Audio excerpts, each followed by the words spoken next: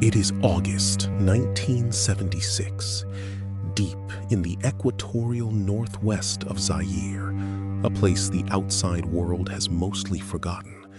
A Belgian nun picks up a glass syringe from a shallow pan of warm water. She draws chloroquine into the barrel. She does not sterilize the needle.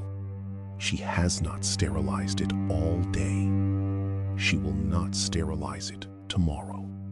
The Yambuku Mission Hospital owns 5 syringes, 5 needles, for 600 patients a day. Each needle is rinsed between injections in that same pan of water, and the water is not changed until the pan runs dry. Today, one of the patients in line is a 44-year-old school teacher named Mabalo Lokela. He has a fever. The nun slides the needle into his arm and pushes the plunger. She pulls the needle out, rinses it, and calls the next patient forward. She does not know that Lokela is carrying something inside him that no human immune system has ever encountered. She does not know that the needle she just rinsed is now coated with it. She does not know that by the end of this month, she will be dead. That 3 of her fellow nuns will be dead. That the hospital she has given her life to will become the most efficient killing machine in the village. This is the story of the Ebola virus. Not the movie version, not the paperback thriller, the real one. And the real one is worse. Welcome to the Blackmere podcast. I'm A.M. Blackmere. There are diseases that kill slowly. Diseases that give you time to bargain, to grieve, to make arrangements. Ebola is not one of them. From the first spike of fever to the final hemorrhage, the window is roughly 2 weeks. And in those 2 weeks, the virus executes a sequence of biological events so methodical, so precisely devastating, that it reads less like an infection and more like a coordinated demolition of the human body from the inside out. But what makes Ebola singular in the catalog of human disease is not just what it does to the body. It is what it does to everything around the body. It turns hospitals into amplifiers. It turns the act of caring for a sick child into a death sentence. It turns the ancient, sacred ritual of washing and burying the dead into a mass casualty event. Ebola weaponizes human compassion. To love someone who has it is to risk becoming it. In this episode, we go back to the beginning, to a mission hospital in a place called Yambuku, where 5 glass syringes changed the course of virology forever. We follow the blood sample that arrived in a leaking thermos on a commercial flight to Belgium, where a 27-year-old scientist looked at it under a microscope and saw something no human being had ever seen before. We trace the virus through its 40-year history of eruptions, each one more devastating than the last, until it reached the slums of West Africa and burned through 3 nations in 2 years. And we look at what it does, precisely, clinically, because the horror of Ebola is not in the drama, it is in the mechanism. 2 weeks before Mabalo Lokela walked into the Yambuku Mission Hospital, he had been on a driving excursion through the northern provinces of Zaire, near the border with the Central African Republic. Along the route, he stopped at villages, bought smoked monkey meat and freshly killed antelope from local hunters. He drank locally brewed moonshine called Lotoko in a village called Abumambazi. Then he drove home to Yalikonde, a small settlement about a kilometer from the mission complex, and went back to work in the banana plantation. Nothing about those 2 weeks was unusual. Bushmeat was a staple protein source across equatorial Africa. The moonshine was a social ritual. The banana plantation was his livelihood between terms at the school. Somewhere in that unremarkable chain of ordinary days, something crossed over. From an animal, through a wound, through a membrane, into his blood. On September 1st, 1976, Lokela presented at the hospital with a headache, a rapid pulse, and a high fever. The medical staff assumed malaria. They gave him a chloroquine injection and sent him home.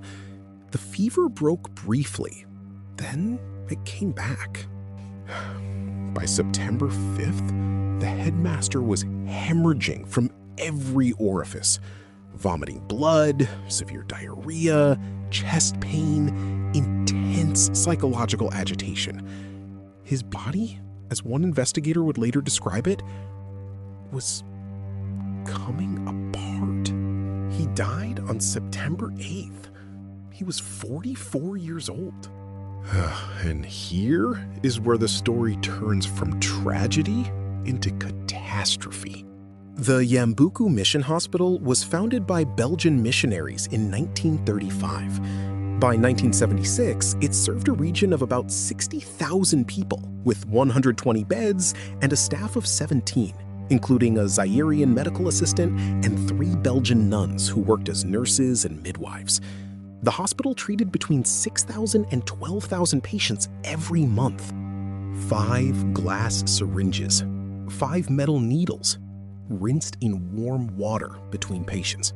Not sterilized, not autoclaved, rinsed.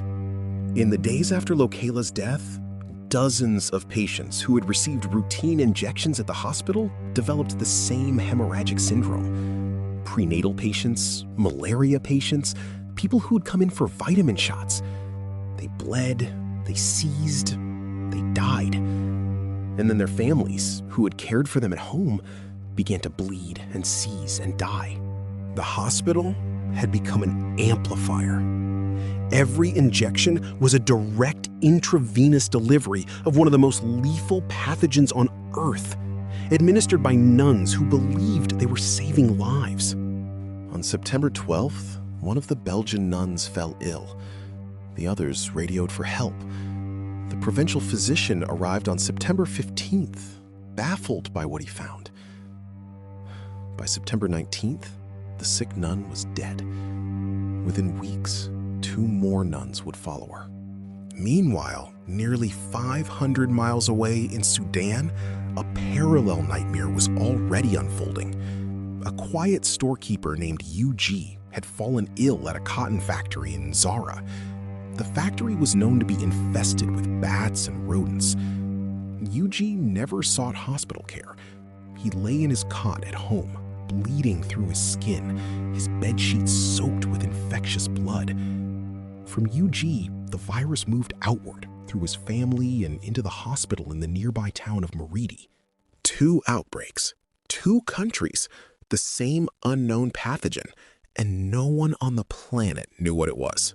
3 years later, in 1979, the virus would return to the exact same cotton factory in Nzara, as if it remembered the address. 34 people infected, 22 dead.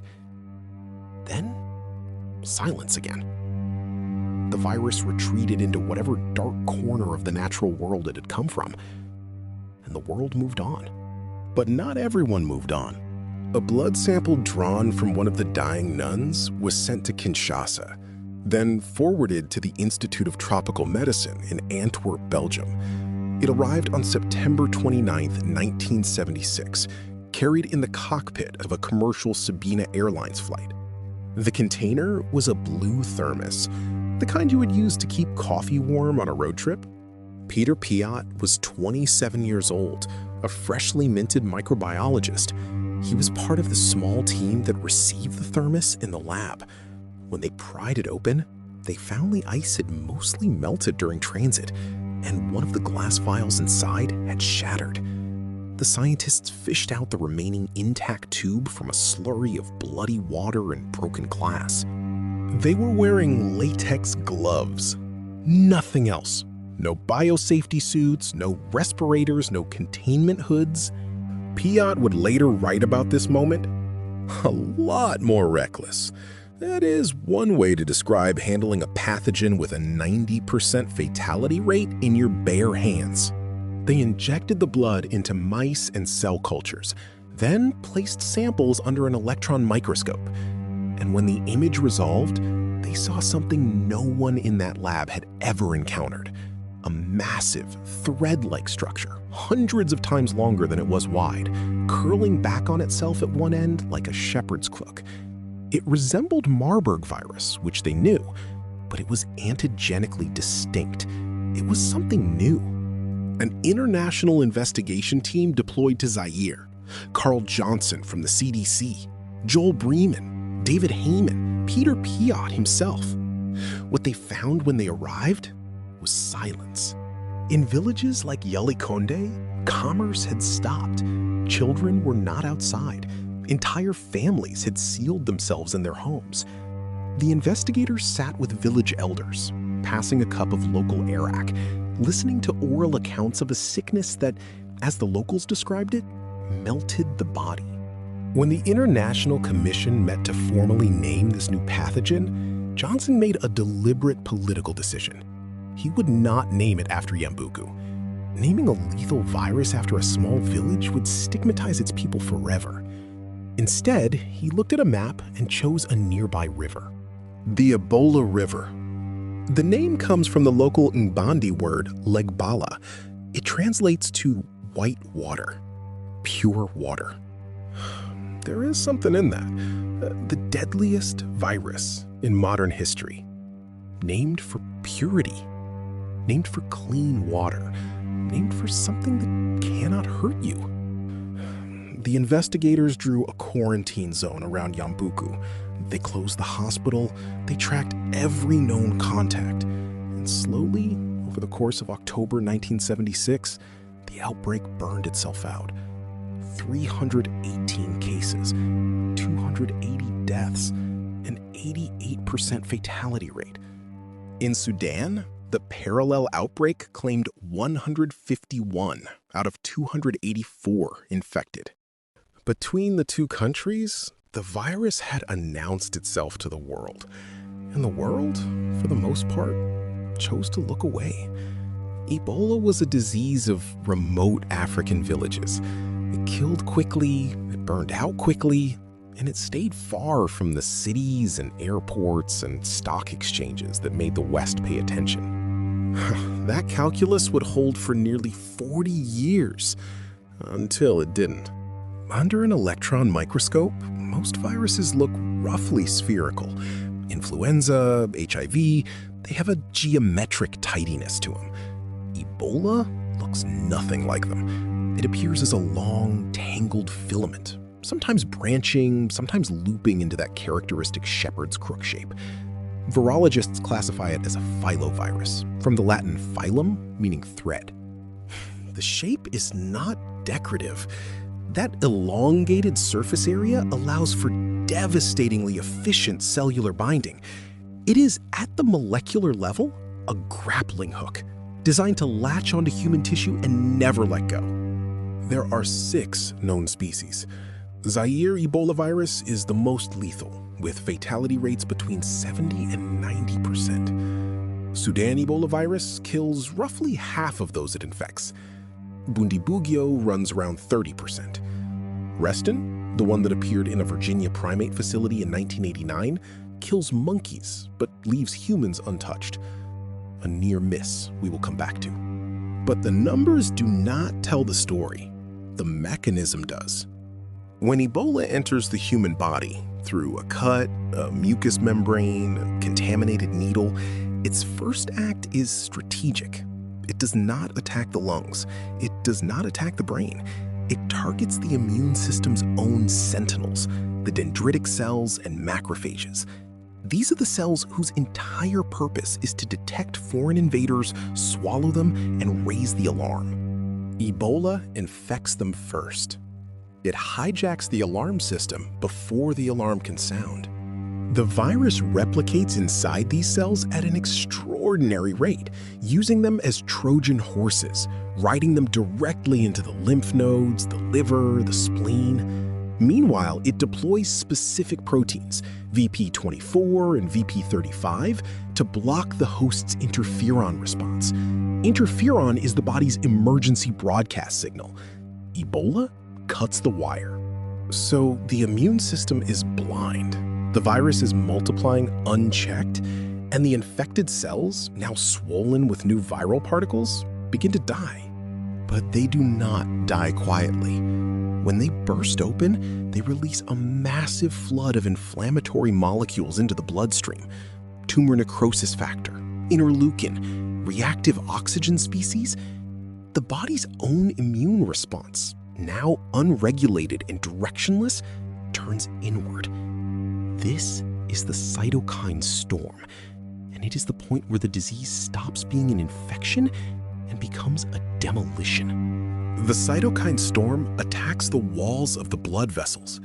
The tight junctions between endothelial cells, the cells that line every vein and artery and capillary in the body, begin to separate. The circulatory system starts to leak. And here is where the biology becomes a paradox that reads like fiction, except that it is not.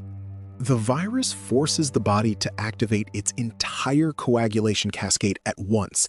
Millions of tiny blood clots form simultaneously throughout the bloodstream, lodging in capillaries, choking off oxygen to organs, killing tissue in patches. This is called disseminated intravascular coagulation, DIC. The body is clotting everywhere. But because all the clotting factors have been consumed by those millions of microclots, the blood loses its ability to clot at all, and the patient begins to hemorrhage from the gums, the eyes, the nose, internally from the stomach and intestines, clotting to death and bleeding to death at the same time. That is not a metaphor. That is the clinical description. And there is another dimension to this horror that operates entirely in the mind: the incubation period. 2 to 21 days, 3 weeks of not knowing. A person can care for a dying parent, wash the blood from their sheets, hold their hand as they seize, and then walk away feeling perfectly fine. For days, for a week, for 2 weeks. And the whole time, the virus may or may not be replicating inside them, working its way through the immune sentinels, building toward the cytokine storm that will tear them apart. Every headache becomes a question. Every muscle ache, every degree of temperature. Is this it? Is this the fever? Or is this just exhaustion from burying your mother? The incubation period turns the human body into a locked room, and you do not get to know what is inside until the door opens. In the final stage, the organs fail in sequence. The liver undergoes massive necrosis, the kidneys shut down, the spleen hardens into a mass of dead blood cells. Terminal patients in the last 24 to 48 hours often vomit a black fluid that medical staff describe as resembling coffee grounds. It is composed of sloughed intestinal lining and digested blood. Seizures, delirium, coma, death. That is what the clinical literature describes. But the clinical literature is written in the passive voice, at a distance. It does not tell you what it is like to be inside that body. We know what it is like because some people survived it, and they told us. Dr. Jean-Jacques Muyembe, one of the first Congolese scientists to investigate Ebola, described the simple act of drawing blood from a patient. I was immediately struck by the fact that when I removed the syringe from the site of the puncture wound, it bled profusely. My fingers and hands were soiled with blood. His fingers, soiled with the blood of a patient whose clotting factors had been entirely consumed.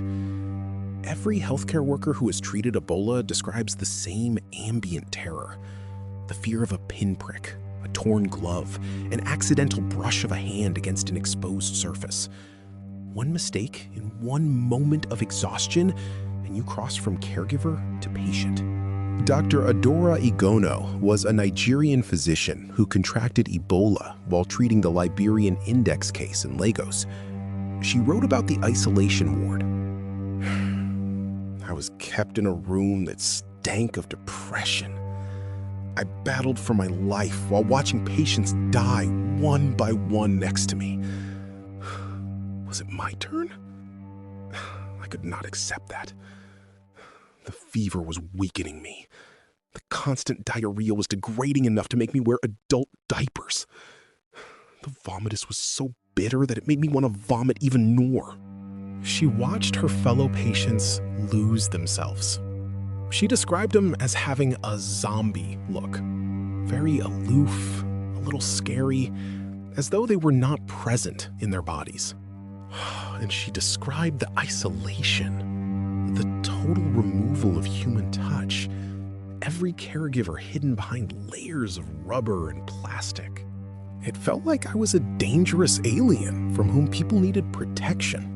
Patrick Try, a medical coordinator for Doctors Without Borders in Sierra Leone, also contracted the virus.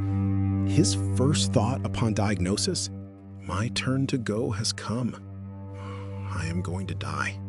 While in the treatment center, a female colleague told him she was hopeful she would survive. She died 2 days later. He carried that with him. And then there's Dr. Ian Crozier, an American physician who survived Ebola in Sierra Leone. Months after his discharge, months after his blood tested negative, a severe inflammation developed in his left eye. When ophthalmologists inserted a needle into the aqueous humor, they found it teeming with live Ebola virus, and the iris of his eye had changed color from blue to a vivid, glowing green. The virus was still inside him, hiding in a place the immune system could not reach.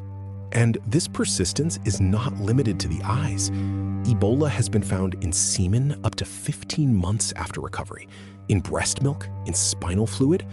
A survivor can test negative in their blood, be declared cured, walk out of the treatment center, and still carry the virus in the most intimate parts of their body, still transmit it to a partner, still give it to a nursing child. To survive Ebola is not necessarily to be free of it. And even for those who clear the virus entirely, the aftermath is brutal. Post-Ebola syndrome, chronic joint pain, vision problems, neurological damage, and then there is the social death.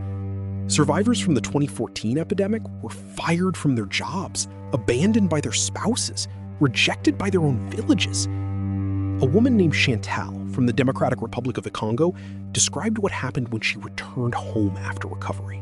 People began to avoid me. At the market, some even refused to take my money, afraid of being infected. Before the disease, I ran a small restaurant. No one comes anymore. I am cured, but pushed aside. Cured, but pushed aside. That is the sentence that stays with me. There is one more thing about the biology that matters for the story ahead. A human body killed by Ebola is at peak viral load at the moment of death. The corpse is, biologically speaking, more dangerous than the living patient. It seeps virus-laden fluids from every surface. And across West and Central Africa, the sacred burial tradition requires the family to wash the body, dress it, hold it, prepare it for passage to the afterlife.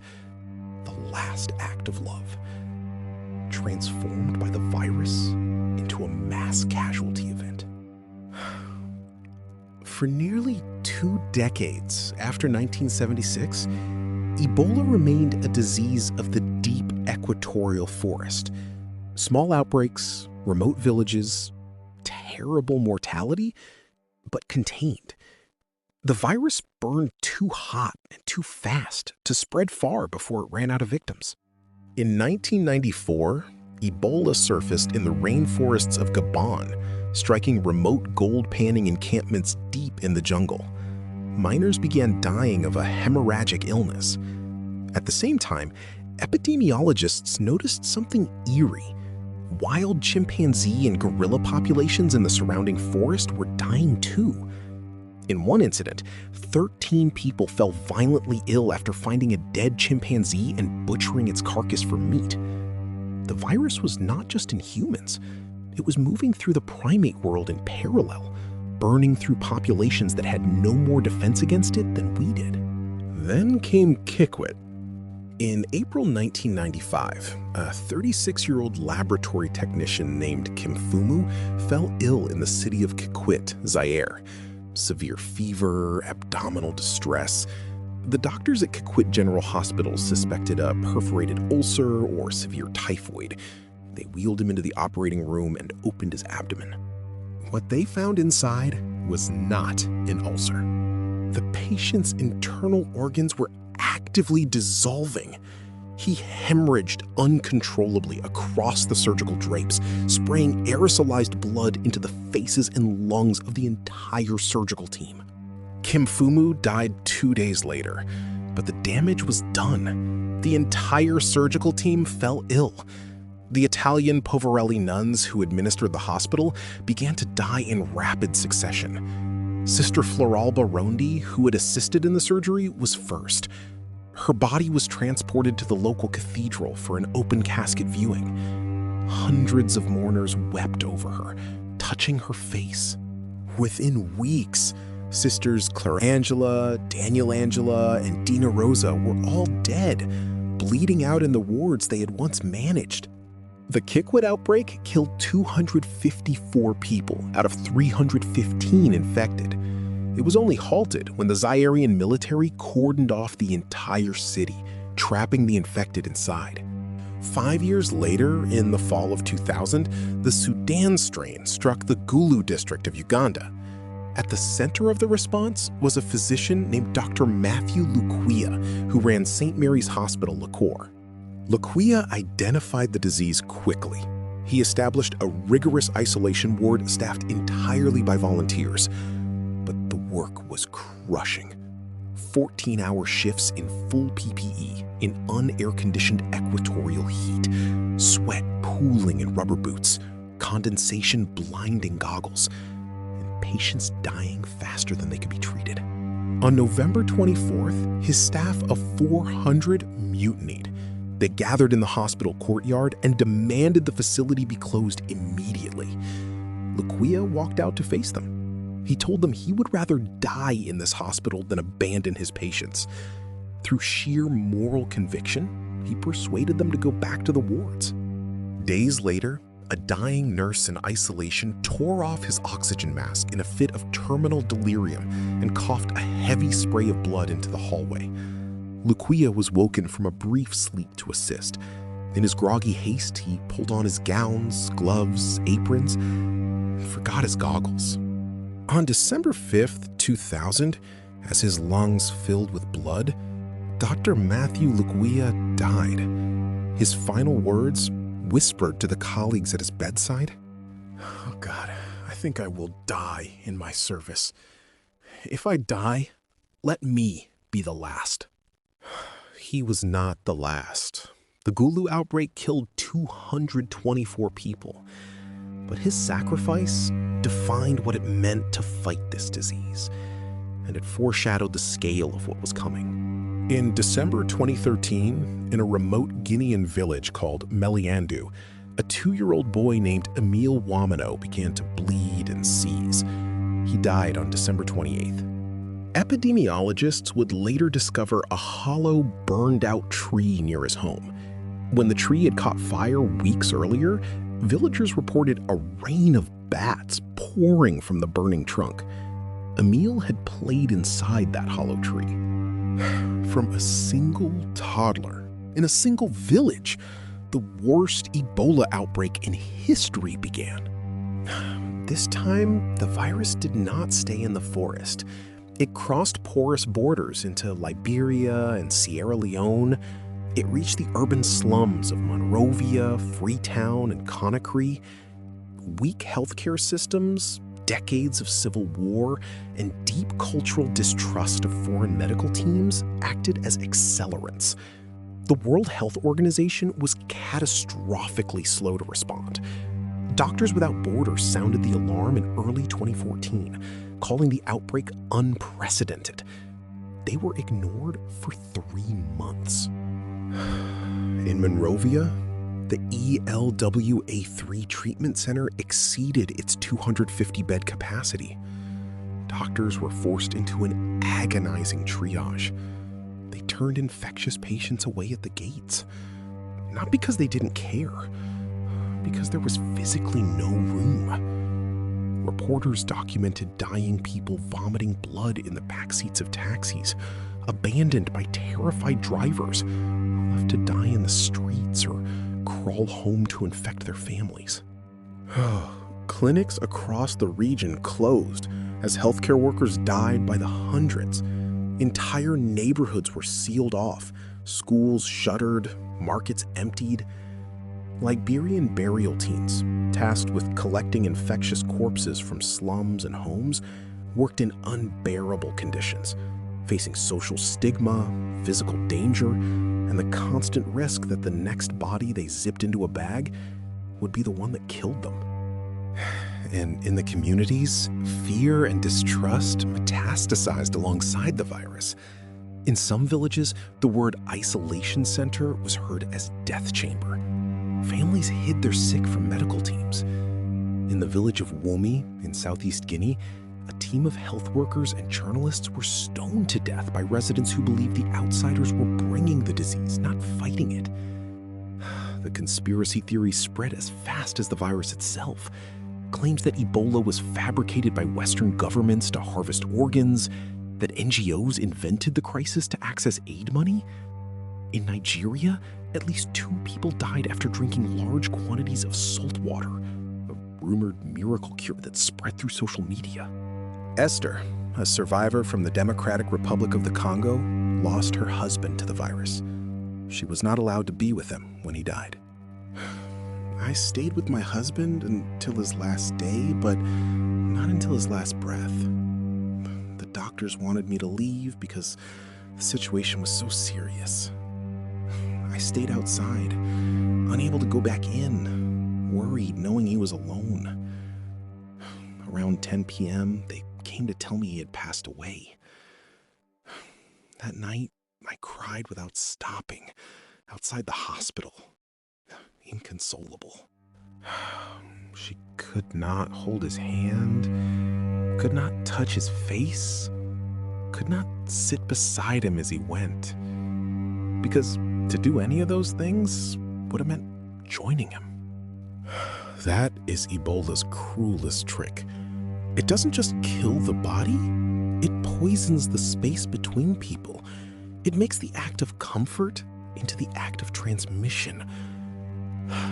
It punishes you for loving someone. Over 2 years, the West African epidemic infected more than 28,600 people and killed more than 11,300. Nearly 500 of the dead were healthcare workers. And that is only the direct toll. As hospitals shut down, thousands more died of untreated malaria, complications during childbirth, tuberculosis, diseases that were treatable, survivable, if anyone had been left to treat them. The economies of Guinea, Liberia, and Sierra Leone lost an estimated $30 to $50 billion. Agricultural fields lay fallow. An entire generation of children lost months or years of schooling. The virus did not just kill people, it dismantled societies. The epidemic also proved that Ebola could board a plane. Thomas Eric Duncan, a Liberian national, became the first person diagnosed with Ebola on American soil after arriving in Dallas, Texas. He died. 2 of his nurses were infected. Cases appeared in Madrid and New York. The Western world, which had largely ignored Ebola for 4 decades, suddenly panicked. But the single most consequential moment of the entire epidemic happened not in Dallas or New York. It happened in Lagos. In July 2014, Patrick Sawyer, an infected Liberian American diplomat, boarded a commercial flight and collapsed upon landing in Lagos, Nigeria, a chaotic city of over 20 million people. If the virus had established sustained transmission in Lagos, the models showed potential for a continental catastrophe. Sawyer was taken to the first consultant medical center, where an attending physician named Dr. Stella Amayo Adatovo immediately suspected Ebola. Sawyer was aggressive, desperate to leave. The Liberian government and the ECOWAS ambassador pressured the hospital to release him to attend a conference. When Adatovo refused, Sawyer tore out his intravenous line and deliberately sprayed his infectious blood across the isolation room and onto the medical staff. Adatovo held her ground. She physically confined him. She told colleagues it was for the greater public good. Her stand saved Lagos. It likely saved the African continent from an unimaginable escalation. Nigeria's rapid response, built on her decision, limited the outbreak to 19 cases and 7 deaths. Epidemiologists call it one of the most consequential saves in modern history. Dr. Stella Amayo Adatovo contracted the virus from Sawyer's blood. She died in isolation a few weeks later. The woman who saved a megacity of 20 million people died alone behind plastic sheeting in the same hospital where she made her stand. And the virus continued to find new ground. In 2018, the Zaire strain struck North Kivu province in the DRC, an active war zone. Armed rebel groups attacked treatment centers. In April 2019, gunmen stormed a hospital during an Ebola response meeting and shot Dr. Richard Valeri Muzoko Kibung, a WHO epidemiologist, in the stomach. He died. The outbreak lasted 2 years, killed over 2,200 people, and proved that the only thing more dangerous than a hemorrhagic fever is a hemorrhagic fever in a place where the population has already lost trust in every institution that might save them. During the 2014 epidemic, genetic sequencing of the circulating virus revealed something that made virologists go quiet: a mutation, designated A82V, a change in the viral envelope glycoprotein that made the virus significantly more efficient at infecting human cells, while simultaneously reducing its affinity for bat cells. The virus was adapting in real time, learning through the blind mechanics of natural selection how to become a better killer of human beings. Earlier, I mentioned the Reston strain, the near miss. In the fall of 1989, macaque monkeys imported from the Philippines began dying rapidly and mysteriously at a commercial primate quarantine facility in Reston, Virginia, miles from the capital. The U.S. Army Medical Research Institute of Infectious Diseases confirmed the presence of a filovirus. Fearing the Zaire strain had reached American soil, a military biocontainment team mobilized.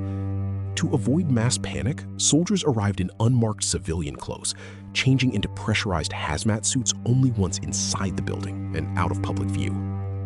They spent days in dimly lit rooms slick with blood and primate feces, euthanizing the remaining animals. Then, the blood tests came back. 4 human animal handlers had been exposed. They tested positive for the virus. By an accident of evolution, Reston Ebola virus turned out to be lethal to monkeys, but harmless to humans. The 4 handlers never developed symptoms. Had it been the Zaire strain, the Washington metropolitan area would have faced something out of a disaster film. And it happened 5 years before most Americans had ever heard the word Ebola. And we still do not know where it hides between outbreaks. Not definitively. Fruit bats are the primary suspects. Species like Hypsignathus monstrosus and Epimops franketti have tested positive for antibodies. But no one has ever pulled a live Ebola virus from a wild bat. The reservoir remains a theory. A very strong theory, but a theory. What we do know is that the conditions for future spillovers are getting worse. Deforestation across Central and West Africa pushes human settlements deeper into the ecosystems where those bats live. Climate change alters migration patterns, forcing wildlife into new overlaps with human populations. Every hectare of cleared forest is a new point of contact between a species that carries the virus and a species that cannot survive it. And then there is this. During the Cold War, the Soviet biological weapons program known as Biopreparat successfully weaponized Ebola for deployment in intercontinental ballistic missiles. According to Dr. Ken Alibek, the former deputy director who defected to the United States, Soviet scientists at the Vector Institute attempted something even more ambitious. They called it the Chimera Project. The goal was to genetically splice Ebola with smallpox, a pathogen that could spread through the air like smallpox and destroy the body like Ebola. The program was officially dismantled when the Soviet Union collapsed. The fate of those engineered strains and the scientists who created them remains unknown. I keep coming back to the hollow tree in Meliandou, the one where Emil Wamuno played. When it caught fire, a rain of bats poured out of the trunk. A 2-year-old boy, crawling into a dark, hollow space full of creatures carrying something his species had no defense against. The tree is gone now, burned to a stump. But the bats are not gone. The virus is not gone. It circulates silently in the canopy, in caves, in colonies roosting under the eaves of tin-roofed villages, waiting for the next contact. The next child who reaches into the wrong shadow. The next hunter who cuts into the wrong carcass. The next nurse who picks up the wrong syringe. Ebola is patient. It doesn't need to evolve. It doesn't need to become airborne. It simply needs us to keep doing what we have always done. To keep pushing deeper into the places where it lives. To keep being human, compassionate, reckless. And it will be waiting. I'm A.M. Blackmere. Thank you for listening.